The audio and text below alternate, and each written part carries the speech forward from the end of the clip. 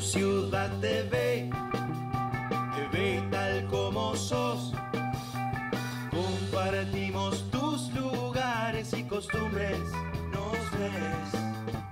Canal 12 te ve tal como sos, te ve tal como sos.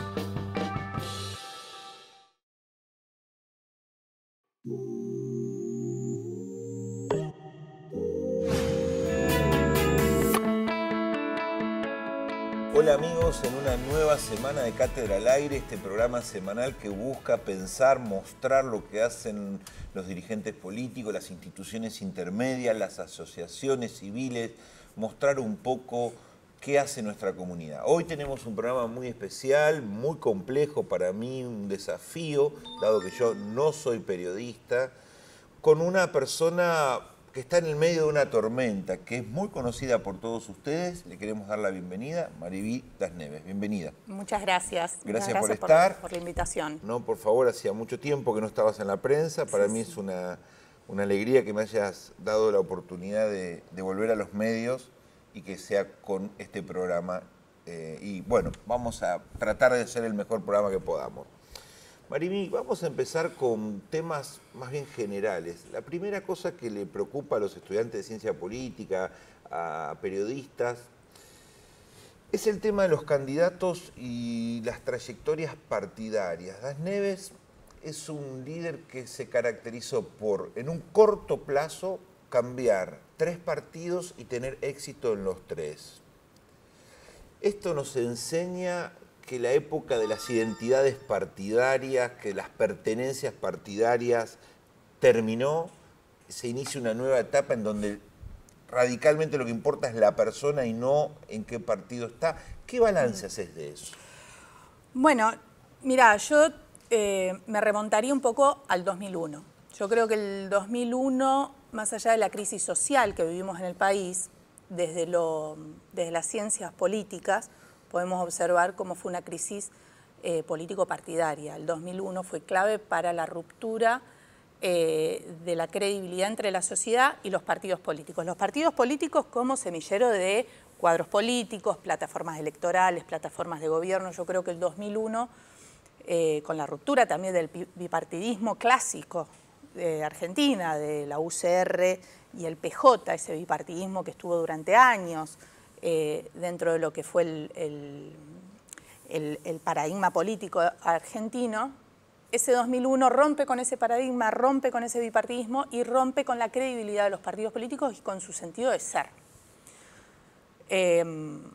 Recordá que después, claro. Duhalde cuando es presidente Duhalde, cambia la ley para ir a hacerle una chicana a Menem y mete a Kirchner, Rodríguez Sá y Menem como candidatos, entonces rompe esa cuestión de UCR o una interna, sino que van todos a las generales, entonces se rompe un poquito esa lógica. A partir de ahí yo creo que los partidos políticos no trataron de volver a ser ese semillero de cuadros políticos, plataformas, de gestión, de gobierno. Se fue perdiendo eso.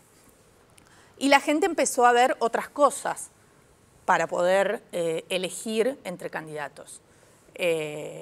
Obviamente, su realidad, su contexto, su familia, su heladera, como decimos siempre, y después la persona, porque los vínculos personales, yo creo que el vínculo entre el vecino y el político, con toda la salida de la tecnología, de las redes sociales y de la cercanía, empieza a ser más fuerte y empieza a interpelar mucho más al político. Eso fue muy notorio porque tu padre, de presidente del PJ, termina siendo candidato del PACH, de la noche a la mañana, en pocos meses, digamos, y en ese esquema tiene un triunfo rutilante en contra del oficialismo, que era oficialismo provincial y nacional a la vez. Claro. Es decir, la sociedad no castigó a ese dirigente que cambió de partido. No, y luego también lo volvió a cambiar. Al contrario, lo acompañó, como decíamos nosotros, lo acompañó en sus locuras. Yo creo que la credibilidad del personal que se ganó a través de sus primeras 2 gestiones lo lleva a poder comunicar y poder expresarle a la sociedad que en el 2012 hubo una realidad que lo expulsaron del PJ, en el 2013, por la realidad fue que en el 2013 primero quisimos ir por el pitch, después hubo ahí algunas jugarretas que lo dejan fuera del pitch, y el patch, con lo cual siempre estuvimos muy agradecidos porque le abre las puertas y puede participar de la elección, que para nosotros era fundamental. En ese momento teníamos el claim, que es mucho más que un claim, no hay 2015 sin 2013, porque realmente lo consideramos, lo aloja y lo acompaña el patch en esa elección. Y la sociedad no lo castiga, y después decide fundar un nuevo partido. Exactamente. No se queda en el patch. Y la sociedad lo vuelve a acompañar, porque en el 2015 ya es como Provech el candidato, como Chusotto. Chusotto, exacto. Ya es como Chusotto. En el 2014... O sea, 3 elecciones en 3 partidos y las 3 las gana. Sí, en el Nos deja 2014... lecciones eso, ¿no? Y sí... El líder es mucho más importante que el partido, claramente. Lo que pasa es que los partidos terminan siendo sellos, herramientas electorales. Está pasando algo parecido a Cristina Kirchner, digamos, mantiene Exacto. todo el apoyo de su sector yéndose de partidos. Ahora está en Ella va a Unidad Ciudadana. Ciudadana ahora, exacto. Lo que pasa es que los partidos tienen algunas estructuras muy viciadas, que aquellos que agarran el sello... Hay una costumbre, muchas veces pasa que cuando hay una crisis dentro de un partido político hay un grupo que agarra el sello, se apropia del sello y expulsa. Exacto, y resulta expulsivo. Pasó en el 2012 en el PJ, después en el PJ volvió a pasar, nosotros ya estábamos fuera del PJ, pero me acuerdo de Gustavo McCarthy, que lo quisieron sacar. Pero recuerdo, para los que no lo recuerdan, no quiero polemizar con vos hoy, pero se dice que tu padre fue parte de una ley, en una reforma de la Carta Orgánica del PJ, en su momento de auge, que generó las condiciones para que la competencia interna del PJ fuera muy difícil. Digamos, él para regular sus internas y administrarla y que no se le desarme el gobierno con internas y todo, arma una carta orgánica que después se le vuelve en contra, digamos. Yo me recuerdo... Breve, seamos el 2011, no es... tengo muy buena memoria, por suerte. El 2011 recuerdo que era el candidato Martín Bussi, el candidato del modelo Chubut, candidato Carlos Eliseche, candidato del Frente para la Victoria, y lo que se propuso en Congreso del PJ, me acuerdo porque yo asistí a ese Congreso, es que haya una interna en noviembre del 2010 más o menos. Noviembre del 2010. Eso, la interna. Sí, sí, sí. Se iba a llamar 3 semanas antes y después la interna. 3 semanas antes del fallecimiento de Néstor Kirchner. Hasta ahí estábamos con que íbamos a una interna. 3 semanas antes del fallecimiento de Néstor Kirchner, ¿no? Fallece Néstor Kirchner. Y toda la rama del Frente para la Victoria ve una oportunidad, porque cuando falleció Néstor Kirchner, Cristina se fue muy alto en las encuestas. Toda la rama del Frente para la Victoria ve una oportunidad de ir con el sello del Frente para la Victoria, haciendo un frente con el polo social, con el socialismo, separado del modelo Chubut, que nosotros íbamos como PJ, porque en una general veían la posibilidad de ganar yendo con Cristina. Bien. Ese era un poco el momento. Segundo tema que me gustaría que pensemos juntos es ¿qué pasa con los vices en la Argentina? ¿No? Es como para hacer... Los vices. Yo me acuerdo que el rector de mi universidad había hecho un trabajo importante, no me acuerdo el nombre ya, pero había hecho un trabajo importante de los vices. Vicepresidente, vicegobernadores, en algunos lugares viceintendentes. Bueno, es una tragedia para la Argentina, es decir, no funcionan las fórmulas y al poco de andar la fórmula entra en una crisis. Hay de todos los colores, la más conocida es la de Cristina con Cobos. Claro. Pero también se produce una con menor tensión, pero parecida, Das Neves, Arcioni, o mejor dicho, el espacio de Das Neves luego de su ida con su vice. ¿Cómo lo interpretas eso? ¿Por qué? ¿Se eligen los vices sin pensar en esto? No, ahí yo te hago una diferencia. Porque en realidad, en la experiencia nuestra, nosotros tuvimos primero del 2003 al 2011 un excelente vicegobernador, un compañero excelente de la gestión, que fue Mario Vargas. Cuando lo eligió a Mariano Arcioni como candidato a vicegobernador, me acuerdo cuando mi padre me lo contó, que yo no sabía quién era, Las características eran características que realmente a él le gustaban mucho. Una persona joven, de Comodoro, que no venía de la política. Él siempre se interesaba mucho por gente joven que no venía de la política para que ingrese a la política. Siempre estuvo muy interesado en ese camino. Y como vicegobernador funcionó muy bien, porque en vida, mi padre en vida, Arcioni nunca tuvo ningún tipo de reproche hacia la gestión. Por ejemplo, con el tema de la minería, que yo lo veo ahora por ahí que sale que una postura mucho más abierta a favor de la minería. Y recordemos que durante los 2 primeros años de gestión de mi padre, hasta su fallecimiento, durante la gestión de él, se firmó el Pacto Ambiental en Madrid, donde Arcioni también lo firmó. No solo eso, sino en octubre del año pasado, la campaña electoral de diputado nacional, uno de los ejes de toda la campaña, fue la defensa de los recursos naturales. Pero entonces vos él nunca tuvo ningún tipo de reproche hacia las políticas de Mario Das Neves, al contrario, aplaudían primera fila y aplaudían. Fallecido Mario Das Neves, y ahí es otra cosa. ¿No habrá habido, ahora mirándolo hacia atrás un poco, el intento de la familia Das Neves de colocarlo al nuevo gobernador como una especie de títere de una familia que había ganado el poder real? Y nosotros nunca ganamos el poder, no éramos una familia. Entonces, ¿cómo nace, cómo se desarrolla esta crisis entre el vicegobernador y la familia Das Neves, que está a todas luces expuesta en los medios? La familia Das Neves en realidad es una familia, nosotros somos familia, nosotros perdimos a mi papá, en realidad, como familia. Pero también es un grupo político. Sí, que funcionan medianamente en tándem. En lo particular yo me fui del gobierno de Arcioni a los 3 días que falleció mi papá, se lo comuniqué, me junté con él un viernes a la mañana, mi papá falleció el martes, el viernes a la mañana fui a renunciar. Las razones fueron porque yo tenía una actividad muy pegada a la de mi padre, mi oficina quedaba a 20 metros, yo necesitaba poner un parate, no podía seguir.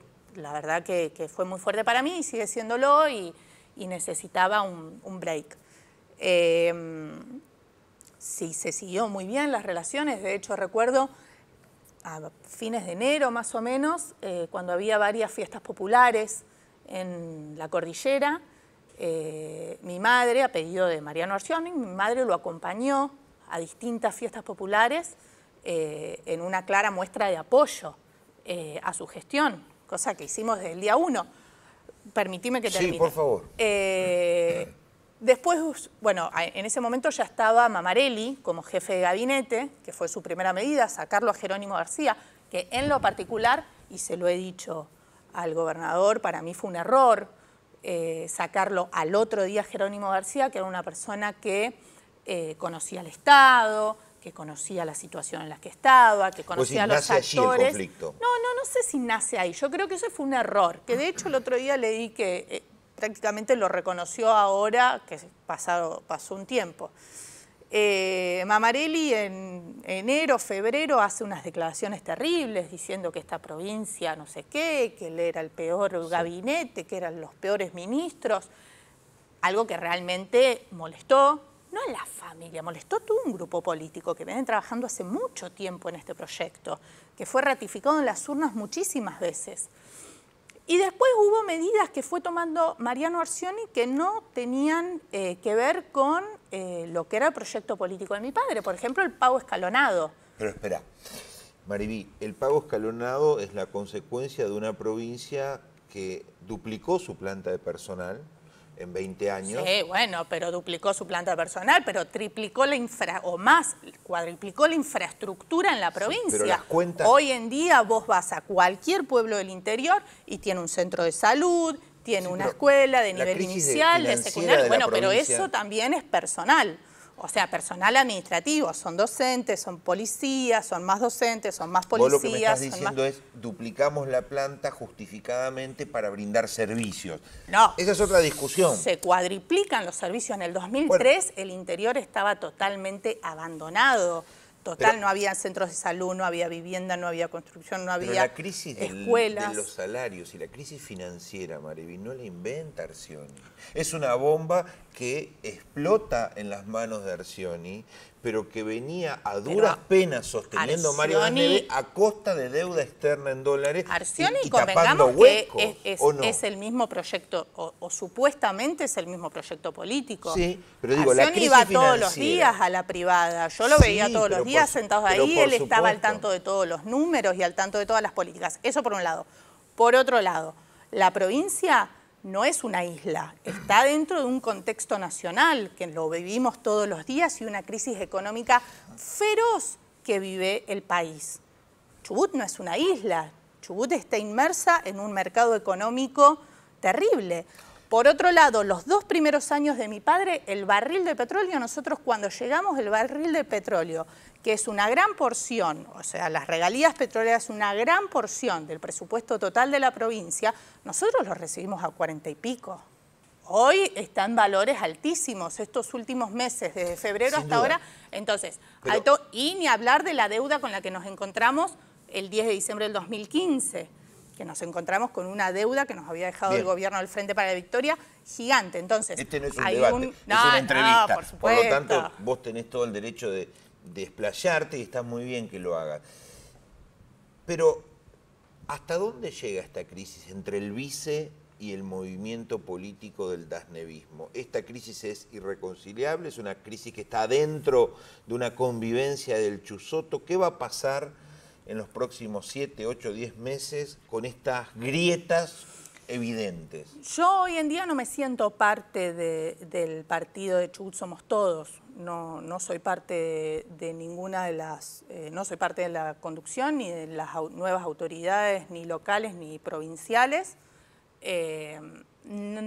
Básicamente también porque tengo serias diferencias ¿Pero con ustedes se quedan en el Chusoto o se van como espacio ¿Qué, político? afiliada o Claro, desafiliada? sí. La verdad que por ahora no tomé una decisión si afiliarme, si desafiliarme o seguir afiliada. Tengo Se la verá. afiliación, lo veré más adelante. Sí, no tengo ninguna participación real dentro de lo que es el partido, ni yo ni ninguno de los miembros de mi familia. Bien. Tengo que ir sí o sí a temas que la comunidad quiere indagar, quiere analizar. Dasneve se caracterizó por una incorporación de muchos jóvenes, como vos bien dijiste, y un sector de esos jóvenes terminaron siendo íntimos colaboradores del gobernador y se autodenominaron, o se los denominó, los jóvenes brillantes. Y esa experiencia, con mucho de frivolidad, recuerdo casos concretos, Cor enviando fotos con sus amigos de Grecia cuando Trelew no tenía agua y tenía una crisis de corte de agua muy grande, y así hubo muchos problemas que terminaron en hechos de corrupción importantes que salpicaron a todo el entorno del gobernador. ¿Qué balance haces de ese proceso? ¿Cómo lo ves? Mira, primero el tema de las fotos y eso.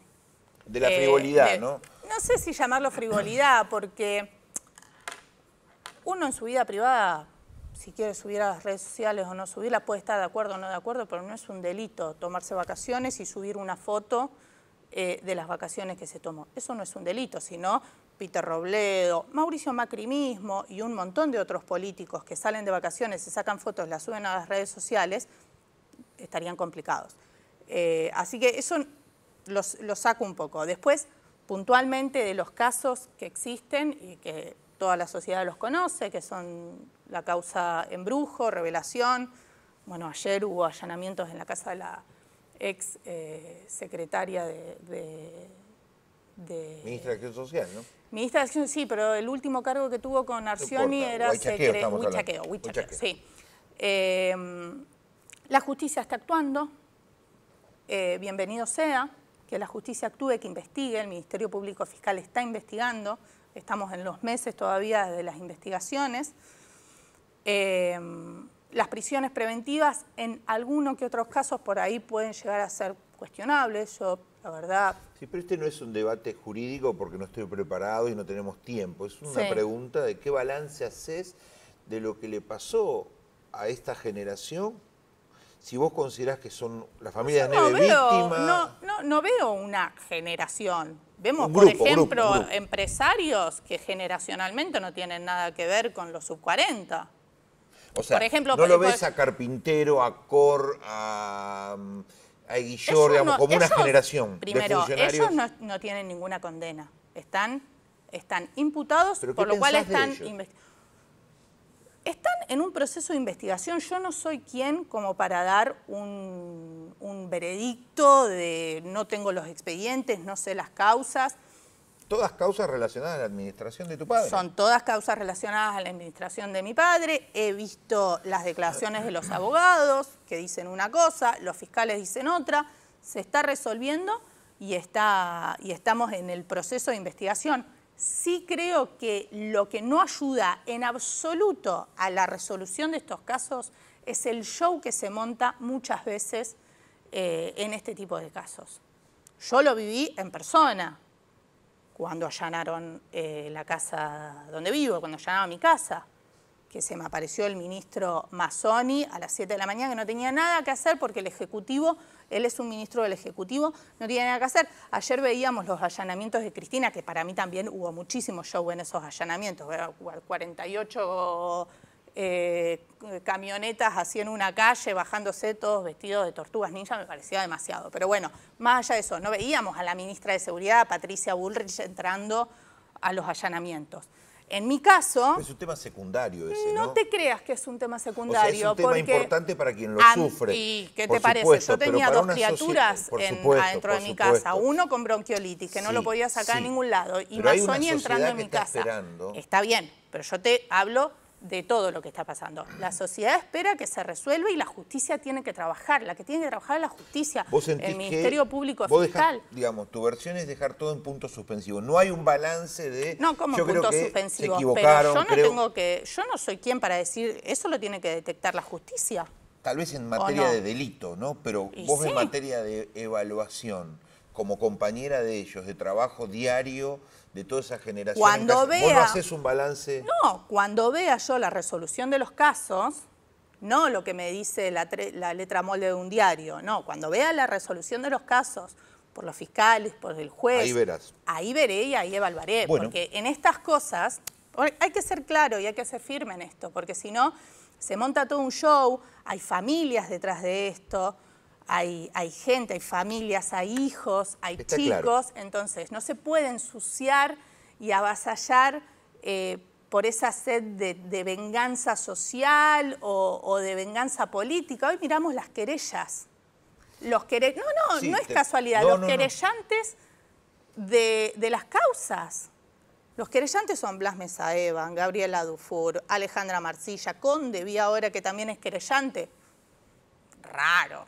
Una cosa es que el querellante obviamente sea el Ministerio Público Fiscal, también una organización como la que tiene de abogado Hualpa, no me acuerdo bien cuál es la ONG, pero después que de querellantes... Tengo que hacerte dos preguntas finales porque Sí. se nos va el tiempo.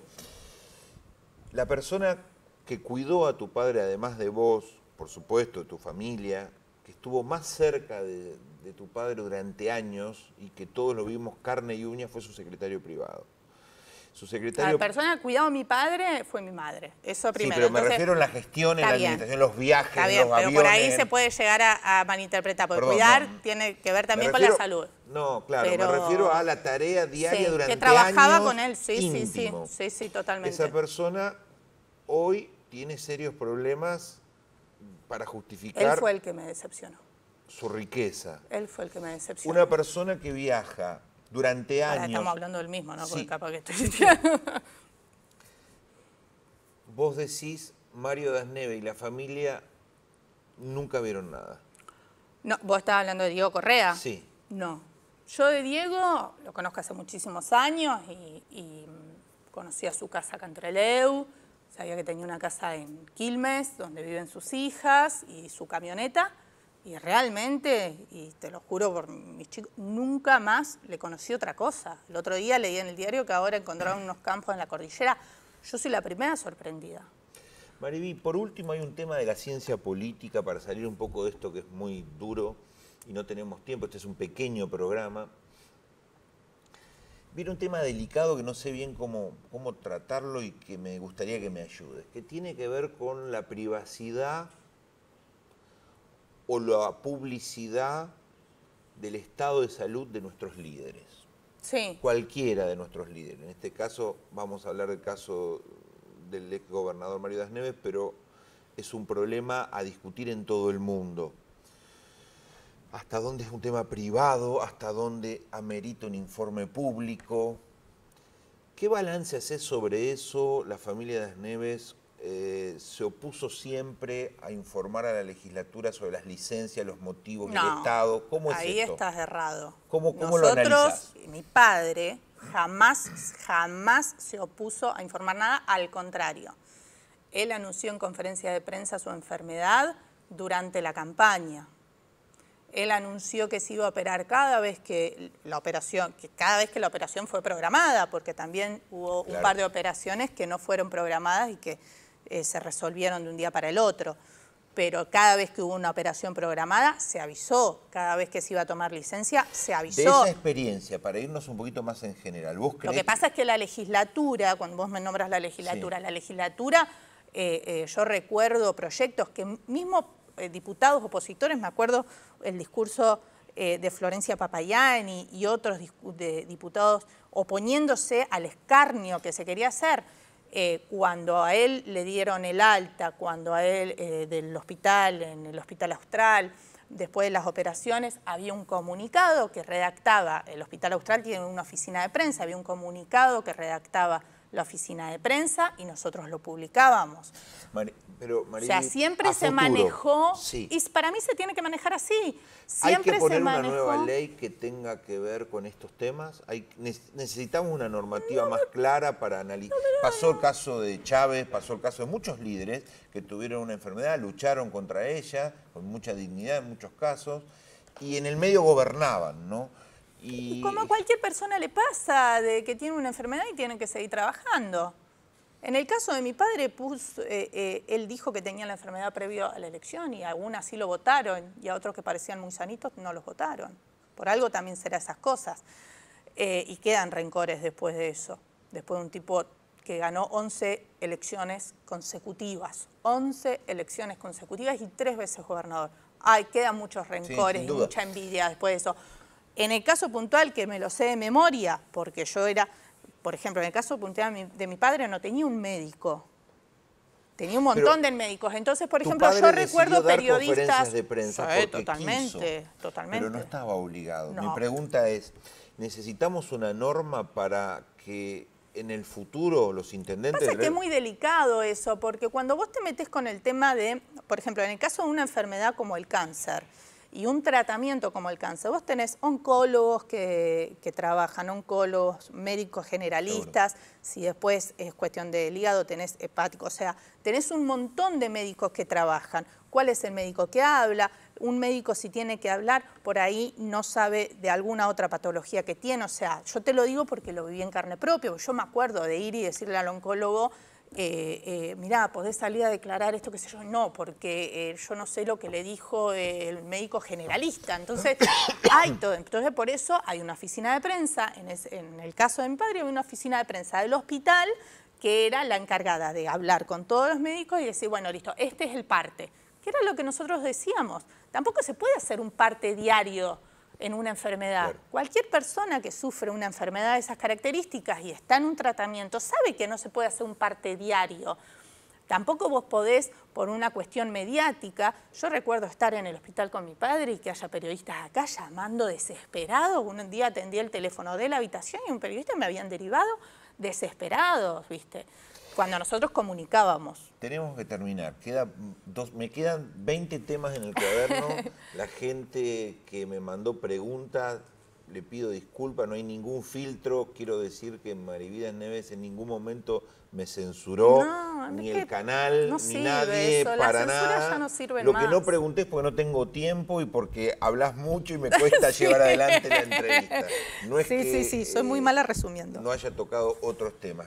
¿Querés decir algo más para cerrar? No, te agradezco mucho. Te estoy tratando de no salir tanto en los medios. Siempre les agradezco a los colegas tuyos que muchas veces me llaman y que yo les digo que por ahora no y qué sé yo.